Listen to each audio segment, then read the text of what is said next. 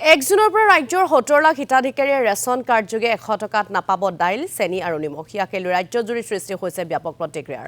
মঙলদৈৰ 70 ঊৰ্ধৰ এগৰাকী আইতাৰ মুখ্যমন্ত্ৰীলৈ আহ্বান, আমাক ফ্ৰী বস্তু নালাগে, অত্যাৱশ্যকীয় সামগ্ৰীৰ মূল্য বৃদ্ধি ৰোধ কৰক, বস্তুৰ দাম কমাই দিয়ক, আমি আগৰ দৰে কিনি খাম বুলি মন্তব্য কৰিলে আইতাগৰাকী।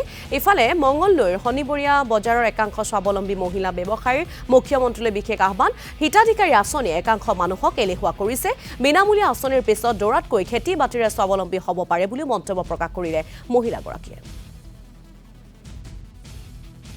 চাউল দালি বন্ধ কৰিলে কেনেকৈ হ'ব? তেওঁ আগতে আমাক প্ৰতিশ্ৰুতি দিছে যে এইবাৰ জিতিলে আমি চাউল দালি বিনামূলীয়া, তাৰ ওপৰত আমি মিঠাতেলো দিম।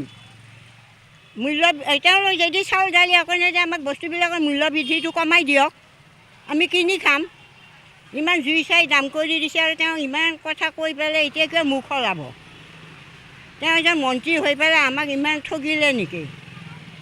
তেওঁ আমাক এতিয়া দাম কমাই দিব, আমিতো এতিয়া কিনি খাম।